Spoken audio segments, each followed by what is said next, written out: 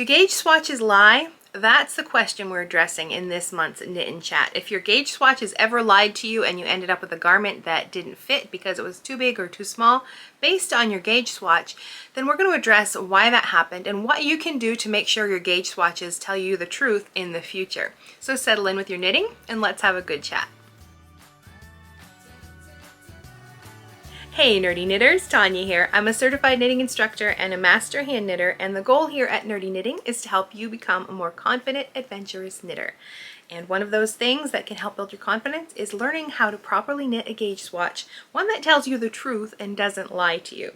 Now, I recently asked about your questions when it comes to swatching and gauge, and there were so many great questions. So we're going to dive in and answer all of them. We're going to talk about swatching, a good way to swatch. I'm not saying there's rules that you need to follow, but things you can do to ensure your swatch tells you the truth. And then how to measure so you're getting the proper measurement so you know exactly how to interpret that swatch. Now, before we dive into that topic, I do want to share one little secret. I don't always swatch if I'm knitting something that is like the size of a swatch, and for me, a swatch is about 6 inches wide. If it's a sock or even a hat or mittens, I generally don't even swatch. I just start casting on with the needle size that I think is appropriate for the project, but I'm okay with ripping it out if it's not working out the way I want. If that is not something you like to do, like you want to just get started and you don't want to rip it out, then I recommend that you do swatch first to make sure you're getting the fabric and the gauge that you want for your project. But if you're okay with ripping things out, if it's a small project, then just cast on and get started.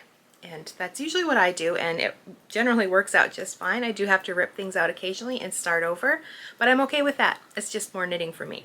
So if you're not okay with that, then you're going to want to start making a commitment to swatch before casting on those projects, or being okay with things that aren't fitting the way you wanted to and you're alright with giving them away to other people that they might fit. Saying that, I will say when I'm knitting a sweater or a garment for myself or somebody else, I always start with a swatch. I just don't see the point in starting a sweater without knowing if I have a fabric I like, if I have a gauge that is going to work for that garment. There's really no point until I've knit a swatch. Now, if I really wanted to get around that and I'm using yarn that I'm really familiar with and I generally know how that yarn knits up when I use it, then what I might do is start with the sleeve, and that sleeve becomes my swatch. Now, I would only recommend you do that if you're using a yarn that you're super familiar with, that you've used a lot, and you know I generally get this number of stitches on these needles and that meets the pattern requirements. So that's probably the one time I wouldn't think about swatching, but I would start with that sleeve and use that as my gauge measurement instead. But only in certain situations with yarn I'm very familiar with. Most of the time though, I swatch. And I will go into detail about how I swatch and how it's a little different from the way a lot of other people swatch. I want to address those reasons your swatch might lie to you, because we hear this a lot. I swatch and it doesn't tell me the truth. My swatch lies. It doesn't match the gauge on my garment. I think there are a few things that we're doing as knitters that encourage those falsehoods from our swatches. So I want to make sure we address these first and get them out of the way so we're all sort of on the same level. We all know what we're talking about. So first of all, are you choosing yarn that is appropriate for the project? I'm going to use an extreme example. Say there's a sweater pattern that is using a fingering weight yarn and somebody asks they want to knit it in a worsted weight yarn. That's pretty extreme change in gauge from one yarn to another. I'm talking about the thickness of the yarn, like a fingering weight, a lightweight yarn, or a medium 4 worsted weight yarn. If you held them side by side, they look very different. One is very thin, one is much thicker. You can't really substitute. So that's the first thing. Are you using a yarn? If you're not using the yarn that's recommended in the pattern, are you using a yarn that is actually within the same weight category? Like if you look at that Craft Yarn Council chart, or if you're looking at the gauge for the yarn, either one will get you in the ballpark. Find one that has generally the same gauge or is in the same weight category. So if you're using a sock yarn, replace it with another sock yarn. That's really the basic thing. I know it sounds very basic, but there are people who would use whatever yarn and then get frustrated that they're not meeting gauge. But that's like a foundational thing. Make sure you're using a yarn that is actually within the same weight category or the same gauge that's recommended for the yarn that's in the pattern itself. Now the next thing is, are you making a swatch that is large enough? I've seen people cast on enough for 1 inch. There is no way you're going to be able to tell if that gauge is going to be the right gauge for your project. 1 inch is not enough. And I will also say, I don't think 4 inches is enough. 4 inches is just an arbitrary number. There is nothing magical about 4 inches that will tell you if your gauge is appropriate. That just seems to be the number that yarn companies have settled on that goes on that yarn label. There's nothing magical about it. They could change it. They could say in 6 inches and something else. It doesn't matter. They could say in 1 inch. A lot of them do. That doesn't mean you're only going to cast on a swatch that is 1 inch or cast on a swatch that is 4 inches. That's not going to give you enough information. Unless your project is only about 4 inches wide, then that's not going to give you enough information to get a appropriate, approximate measurement that you can get from a larger swatch. Now, the third reason a swatch might lie is you are not treating it the same way you're going to treat the finished project. A lot of people knit their swatch and they take measurements right away and then they cast on their project right away. But then they go and they wash that garment and suddenly their gauge is dramatically different because they did not treat that swatch like they're going to treat their final project. This is important for a lot of fibers. I'm thinking especially like a superwash yarn, which will tend to grow with time. If you don't take a swatch and wash that swatch like you're going to wash that sweater, you will not know how that yarn is going to really act once that garment gets washed or wet or blocked, whatever you want to call it. And by that, I just mean, how are you going to treat that finished garment? A lot of the time, if it's a wool sweater, you might hand wash it, wring it out, lay it flat to dry. You might put it, I have like a hand wash setting on my washing machine, so I use that a lot. It doesn't agitate anything. Even if I have a sweater, like this is a cotton and linen blend, I put it on that delicate cycle and it does go in the dryer. This one does. That's something you have to keep track of, is how to take care of all of those garments. And a lot of plant fibers, they expect you to put it in the dryer for a few minutes at least. I like to finish mine drying on a mesh sweater hanger, but I do get it started in the dryer. Not my wool sweaters, but depending on that fiber content. So I think of that when I'm swatching. How am I going to treat that finished garment? Is it going to go on? Is it going to go in the hand wash cycle? Is it going to be washed by hand? Is it going to go in the dryer? Whatever's going to happen for that garment is what I'm going to do for my swatch. And that will give me the most accurate idea of how that yarn and that fabric is going to act. So that is like sort of another basic thing that you've got to pay attention to. Don't just swatch and then take your measurements and start knitting. You have to treat that swatch like you're going to treat your final project. And the last thing I see a lot of people do is sort of manipulating that swatch to get the measurements they want. Perhaps they've laid it out and it's been dry and they pull it out and it's not getting, perhaps they're getting too many stitches in their 4 inches, so they wiggle it around and they stretch it and they measure again, and oh, magically that stitch gauge has changed. Are you doing something when you're measuring that swatch to manipulate it to get the stitch count you want? Because of course you're sort of helping that swatch lie to you at that point. You want a really accurate measurement. Don't manipulate it. So those are like 4 things that I see a lot of people do, and we're going to go into more detail. First, I want to talk about how to swatch, so you get a swatch that's going to tell you the truth, and then how to measure for gauge on that swatch and what you can do if you're not getting the gauge that you want. But we had lots of questions and comments, and I wanted to highlight 2 of them first. The first one's from Cottage Keeper. I don't know that I trust swatches. I've heard so many podcasters say they swatched and the project still does not fit. Now, she has more to say on that subject, but that is the part I wanted to focus on. And another one from Sarah. When I gauge swatch, the gauge is never the same as the real item, blocked or unblocked. What can I do to get a more accurate idea of gauge in my swatch? So we have more questions that we'll be addressing as we go along, but I wanted to highlight those 2 first because those seem to be a big thing that a lot of people deal with. Their swatch doesn't match the item at all, Or why does it lie? Why is it not telling the truth? So we've addressed a few things already, some of the things that we do as knitters that can make that swatch lie. So now I want to talk about the 5 sort of, I don't like to use the word rules, perhaps guidelines you can use that will help you create a swatch that will tell you a more accurate picture of the truth. Maybe not the complete truth, but pretty close. So the first thing is the tools that you're going to use. I feel like this doesn't need to be said, but it should be said just in case. You want to use the yarn and the needles that you're going to actually use for the project. And I don't mean just the same needle size.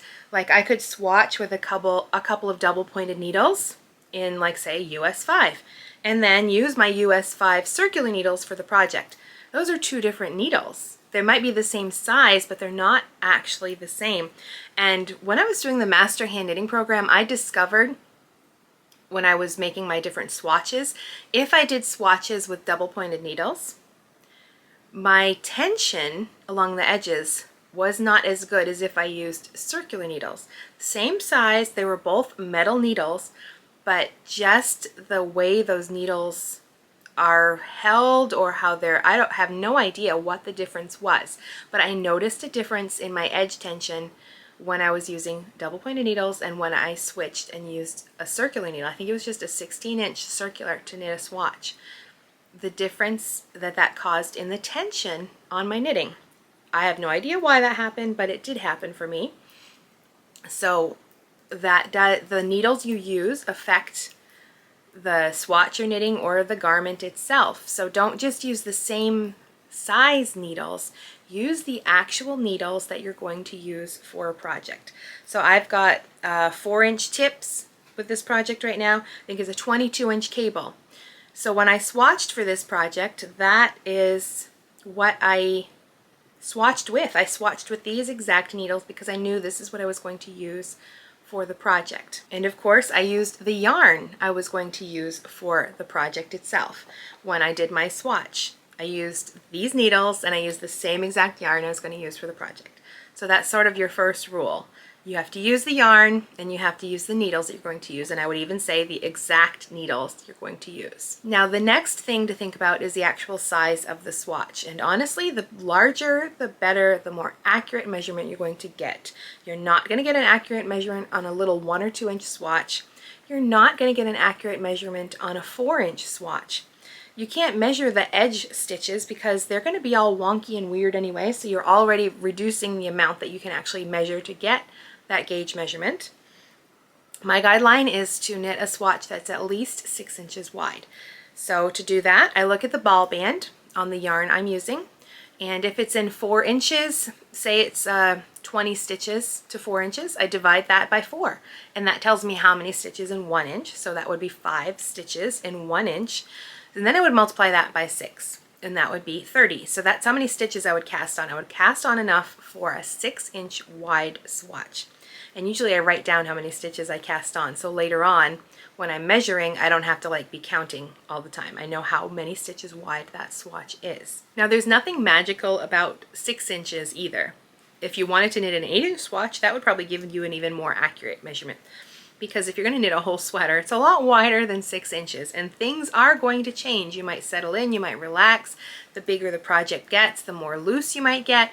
You can't really tell that with a swatch, but we're trying to get as accurate as we can. So at least a 6-inch wide swatch. Now the next thing I do, and this is a little different, and I will blame it on the Master Hand Knitting program. When you start that program, the very first swatch you do in level 1, you have to choose 3 needle sizes and knit a swatch that uses those 3 needle sizes. And they have particular instructions that you follow. And then you take care of that swatch, you get your measurements, and then you decide on the needle size you're going to use for the rest of your swatches. And I really took to that idea because think about the way we usually swatch for a project. We get out the needles, probably the ones recommended in the project itself, or if we know we're a tight knitter, maybe we go up a needle size. If we're a loose knitter, we might go down a needle size, and we do a swatch on that size needles. And then maybe we take some measurements before we wash it, then we wash and block it, then we take measurements again. It's a multi-day process to get that swatch. And then you might discover, oh, my gauge is off. I have to do the whole thing all over again.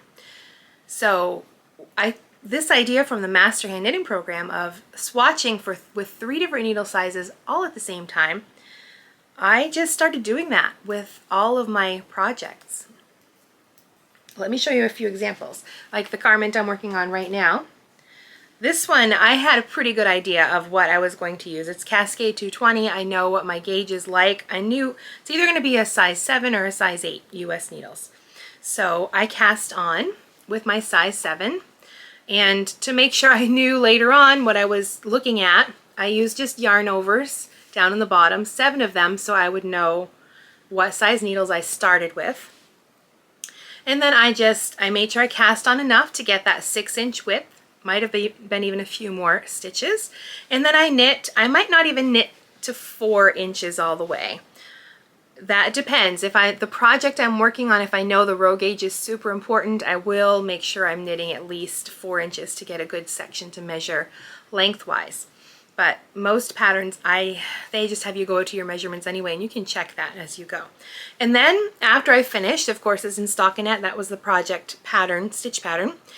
I switched needle sizes, and on a wrong side row, I just knit across. So that gives you this purl bump, and it's just a really good dividing line between needle sizes. So I did that. I worked across on the wrong side row. I switched my needles. I just knit across to get that purl bump on the front. So then I worked up here in a US 8. I didn't need to use yarn overs or anything because I used them on the first size here, and I knew my next size up was going to be in US measurements, a US 8. And then I just kept swatching. And I've done this with other projects. Another sweater I finished, I did it for 3 different sizes because I really was not sure about the yarn in this case. It was a bulky yarn. I'd never knit a bulky garment before, and I wasn't sure about the needle size. So I started with the smallest one, and I think for these I probably wrote down what size I was using because I didn't mark them on here. Sometimes I will put knots in the yarn here so I know.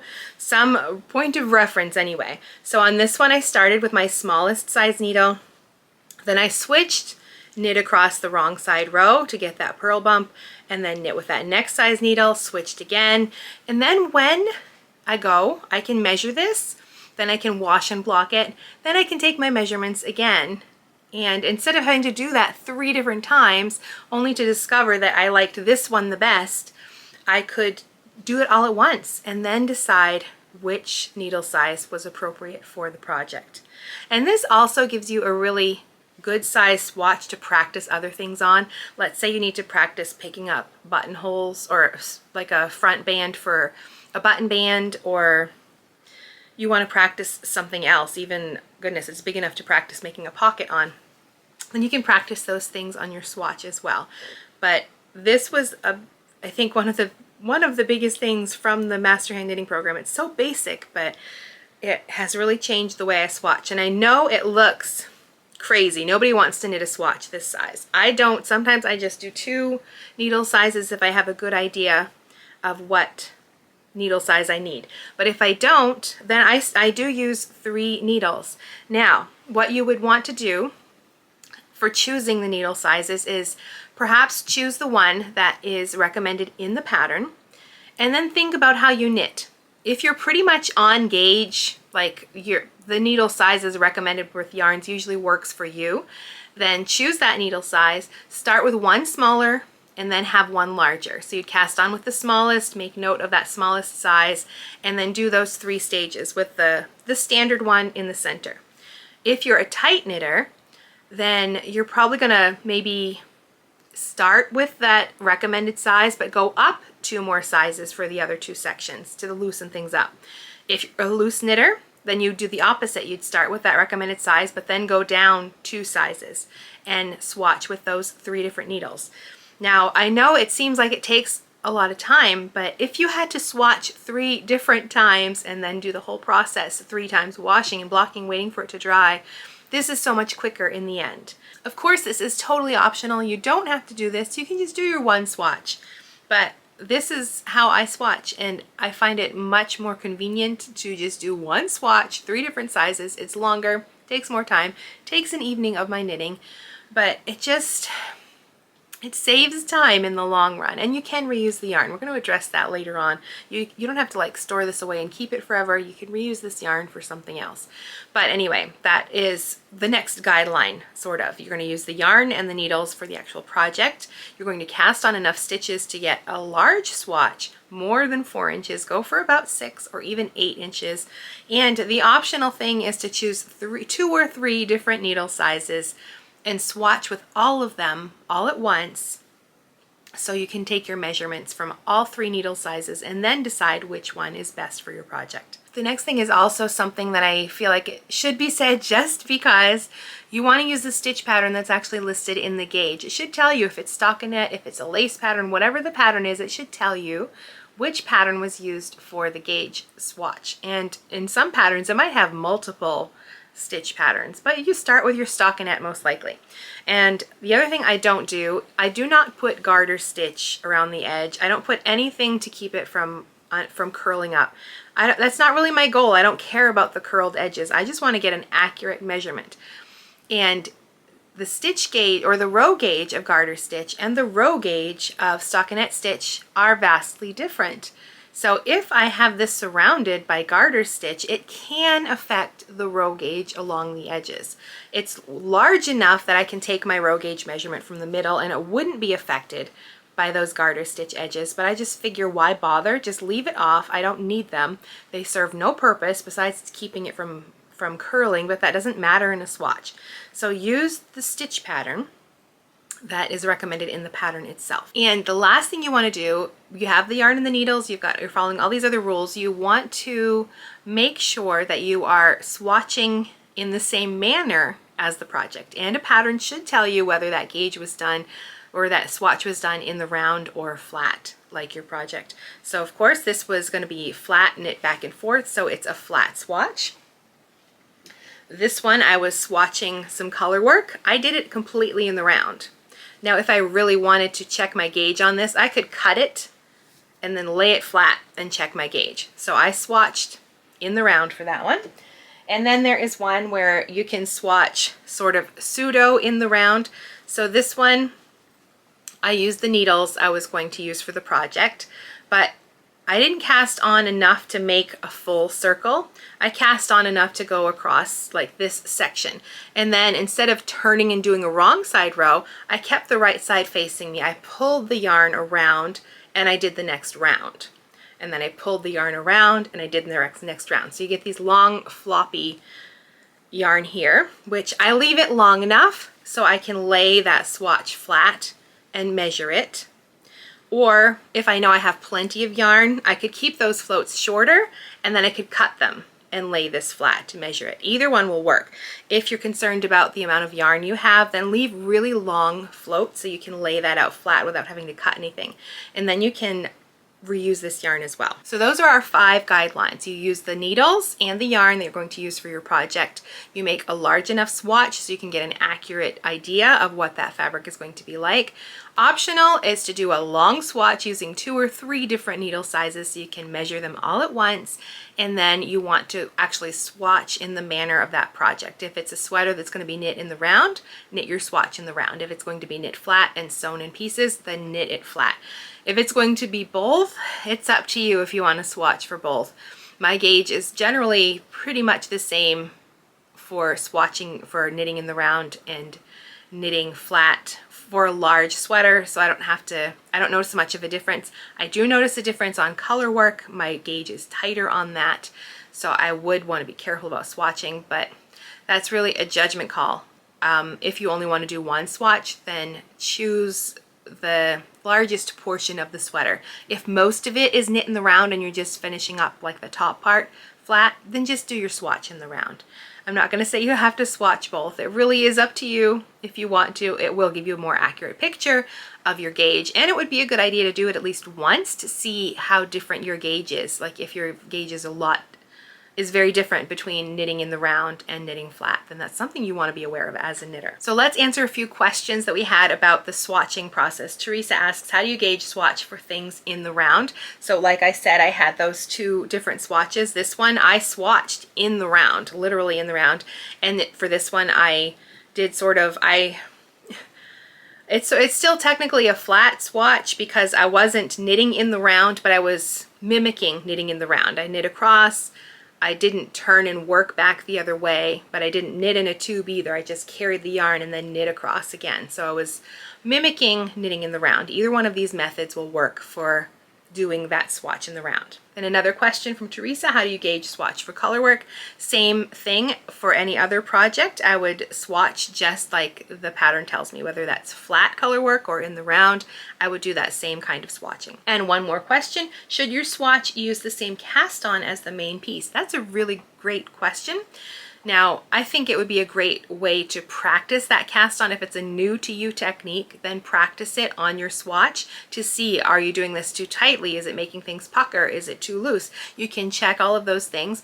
But in general, I try to make sure my cast on and my bind off are not going to interfere with my gauge measurements. I don't take measurements near those cast on and bind off points also for that reason, but you don't even really have to bind off. You can cut a long length and slide it right through the stitches at the end.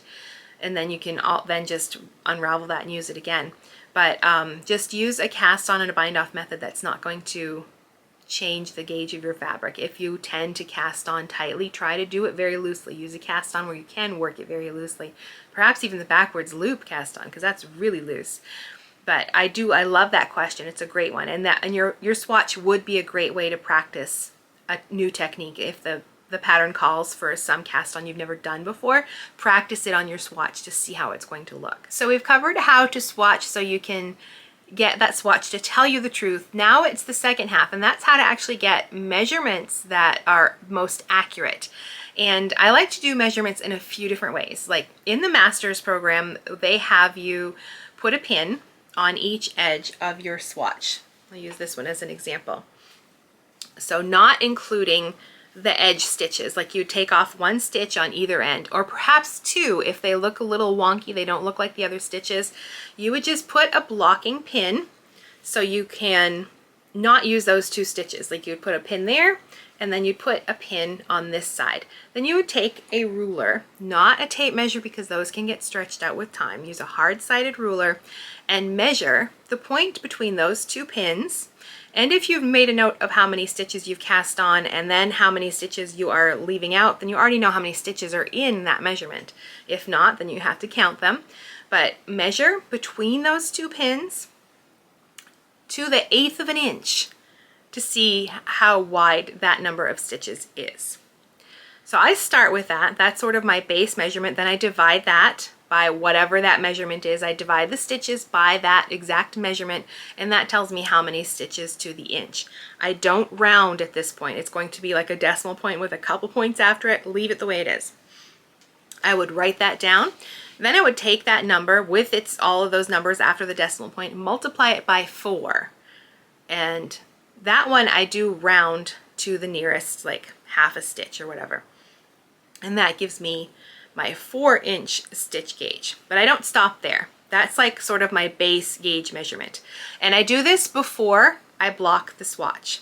I take measurements before I wash this, and then I take measurements after I wash this, because you want to see how that gauge is going to change. So, and you don't know that unless you take measurements before you wash your swatch.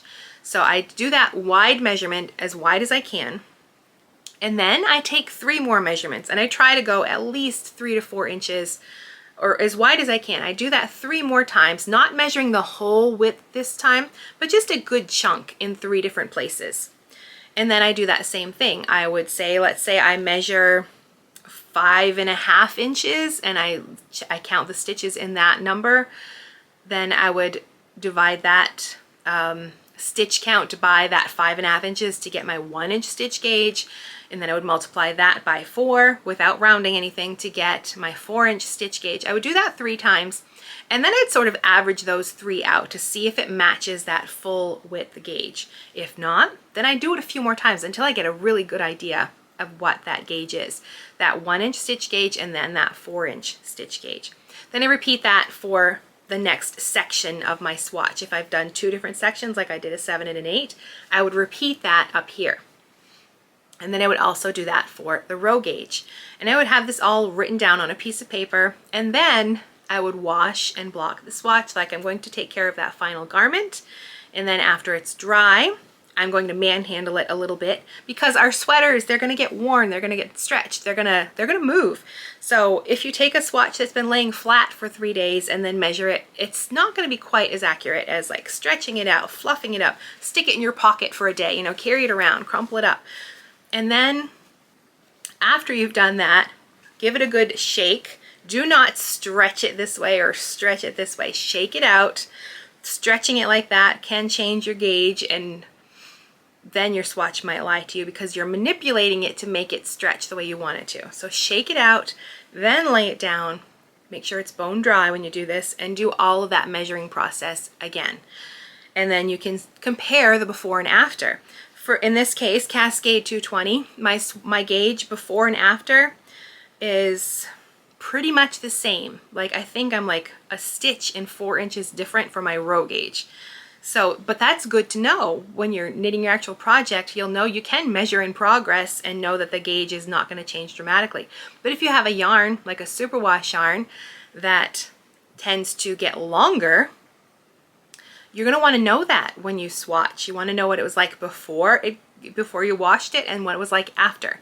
So it's more of a process. I definitely know that. I know it is. But if you want your sweaters to fit, then you want to do these preliminary steps to make sure that you're getting as accurate an idea of that fabric as possible.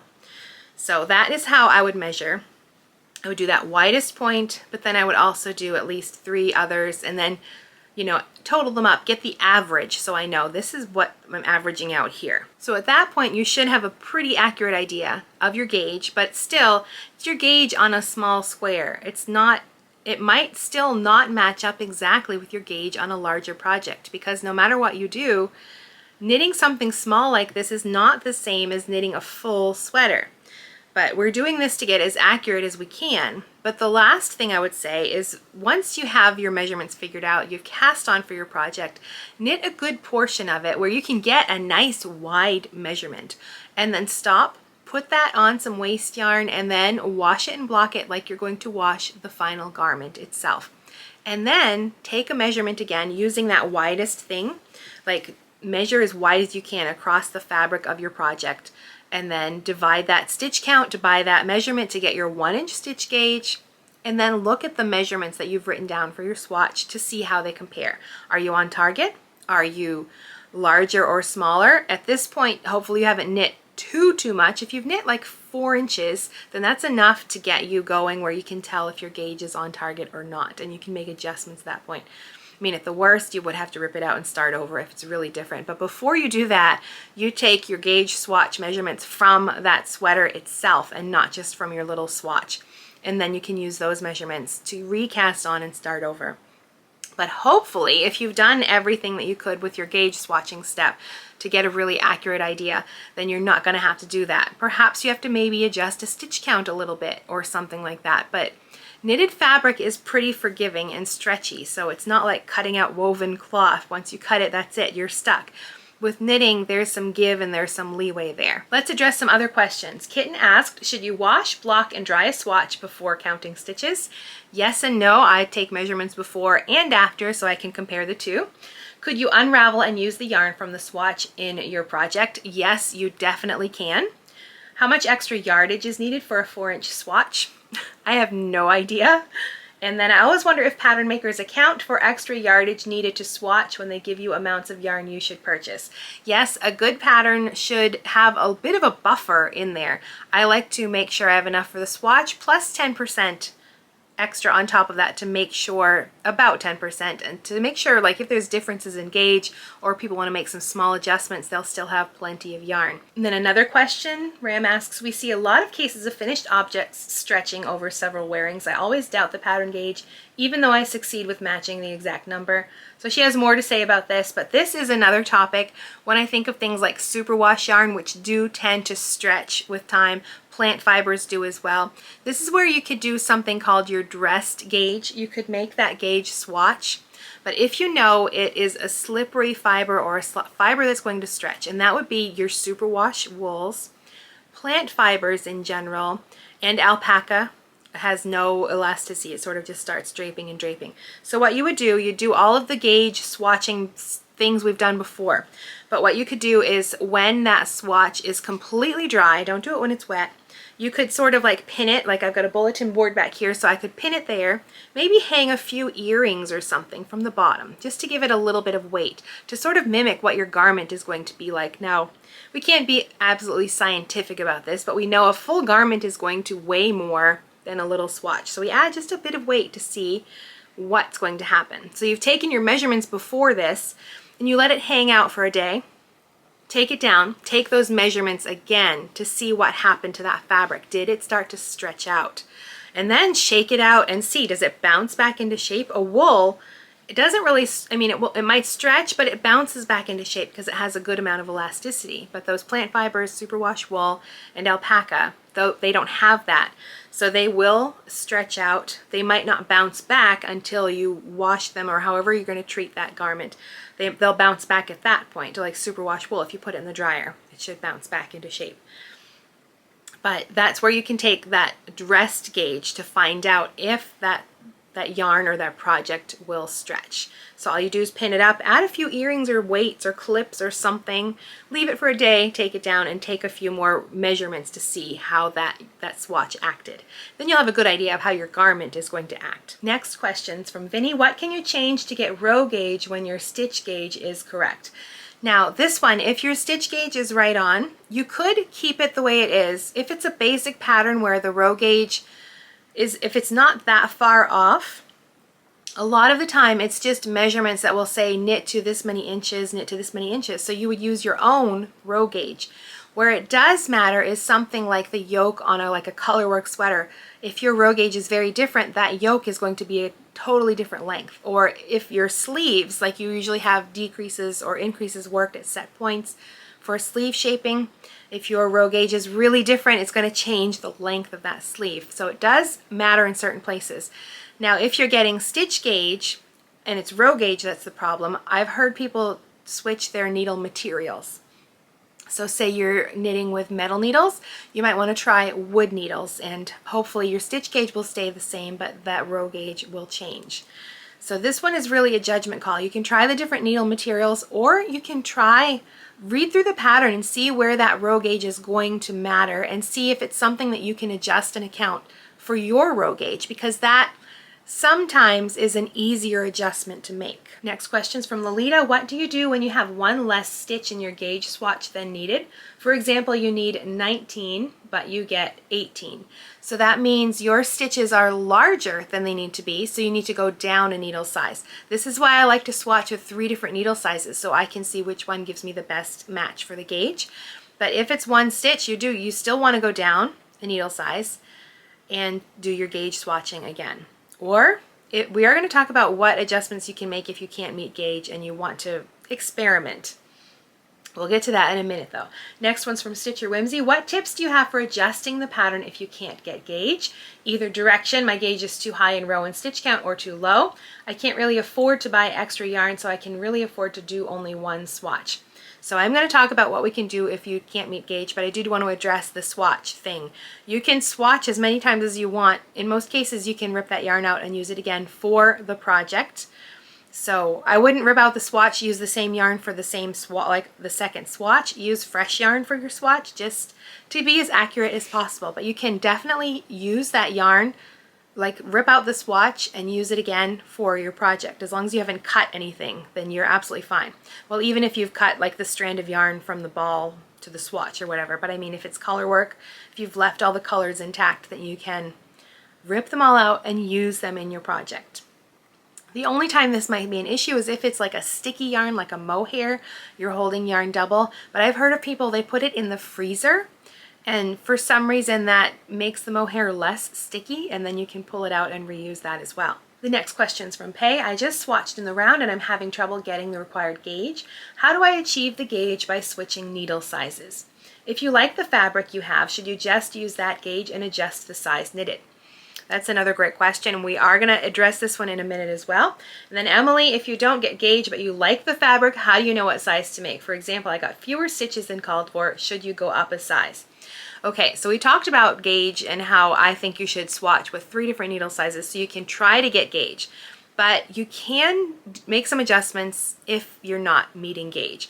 This top I'm wearing is an example of one where my gauge was very different from the designers, and I would have to drop a lot of needle sizes to get the gauge they had. I chose poorly. I thought they were supposed to be both DK weights. Hers was 2 yarns held double, and this was a DK weight yarn, so I thought it was suitable. It did not match the fabric that I think would be appropriate, and if I'd kept going down, it would have been a tight fabric and not really great. So that was an example of where I wanted to use the yarn I bought for that project, but I did not want to try to get gauge because I didn't think the fabric was going to really be a nice fabric. So I wanted to use my gauge. So I started with one thing. I measured my swatch. I had a nice big swatch. For this one I did 4 sizes because I was really unsure about my gauge was not going where I wanted it to. And I did that swatch. I took my measurements. I chose the size, the needle size I liked, the section of the swatch I liked the best. And I took my measurements before and after from that. And then I took my 1-inch stitch gauge and I multiplied that by like the desired circumference at my bust. I knew at my bust I wanted it to be pretty well fitting, a couple inches of ease in my bust. So I took that number that I wanted at the fullest point, multiplied that by my 1-inch stitch gauge, and that gave me a stitch count.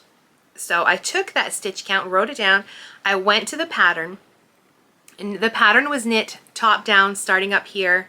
So it's not like I could say, oh, look at the cast on number and then choose the one that matches. I had to read through the pattern and find the point where that garment was joined in the round at the bust. So I look for that point, and then I look at the stitch counts for each of the sizes, and I found that one that I think was about 6 stitches different than my stitch count. It was size 6.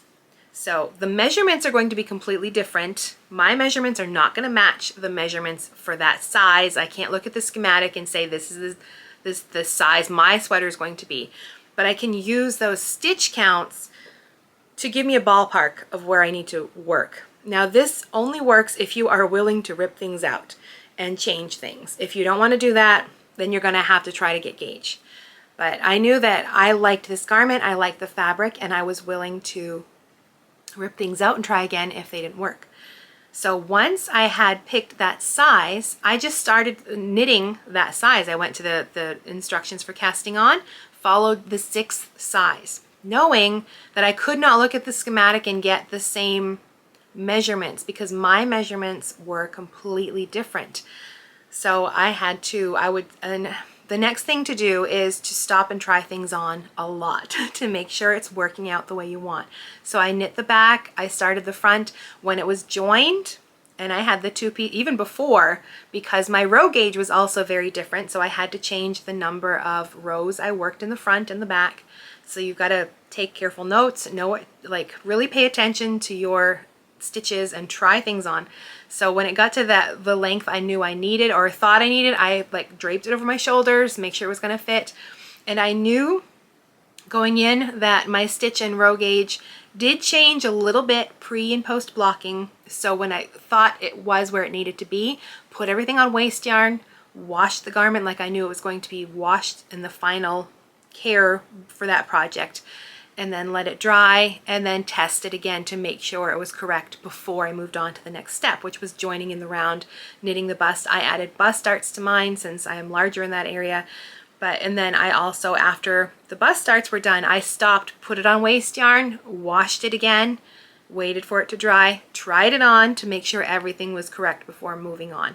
So this is a process. It's not something I recommend lightly. You can definitely give it a try, but you have to be willing to stop and wash things, try them on.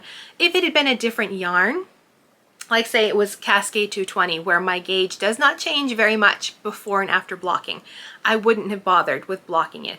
But this is a cotton linen yarn, and it was changing enough before and after blocking that I wanted to make sure it was going to fit well before I moved on to the next step. So you have to be willing to make those changes and or rip things out. I did add, like there was an option for sleeves. I added one sleeve, tried it on, did not like the sleeve, so I took the sleeve back out.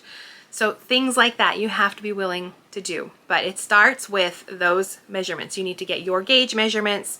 You need to know your 1-inch stitch gauge. You multiply that by the bust circumference that you want. It doesn't have to be the bust. You could do like the waist or the hip, but start with like one measurement. The bust is probably the most practical place to start because you can add stitches for the waist and the hip. Like say you're knitting bottom up, you could start with the waist and hip measurement and see which number is closest. And in the case of this, I ended up switching sizes. I started with a 6th size at the bust, but I was at the 7th size for the waist and the hip section. I went up an extra set of stitches to get a little larger area. So you just have to be willing to do some math and work that out. So you get your 1-inch stitch gauge, you multiply it by your desired circumference to get a rough stitch count, and then you go to that pattern, find the part where it is joined in the round, or you know where that circumference, that stitch count is, and look for the closest stitch count, and you follow the directions for that size. But with lots of trying on, with lots of perhaps washing and blocking to make sure it's fitting properly, maybe even ripping out and making some adjustments. So it's definitely something you can do. I do it a lot, but it's when I'm willing to take a lot of time to check measurements and make sure things are fitting. If I just want to cast on a knit a project, then this is not the time to switch your gauge. But it is definitely possible and something you can do. Now you're better prepared to tackle your next knitting project and to knit a swatch that will most likely tell you the truth. Not always, but we do our best when it comes to our swatching. If you have other questions about this topic, then I would love to address them, so be sure to leave them down in the comments below. And if we have enough of them, we'll have to do another knit and chat about more questions about swatching and gauge. But if you just want to keep knitting and chatting with me, then I'll put a playlist right here with some other episodes of Knit and Chat, and we can keep chatting and knitting together.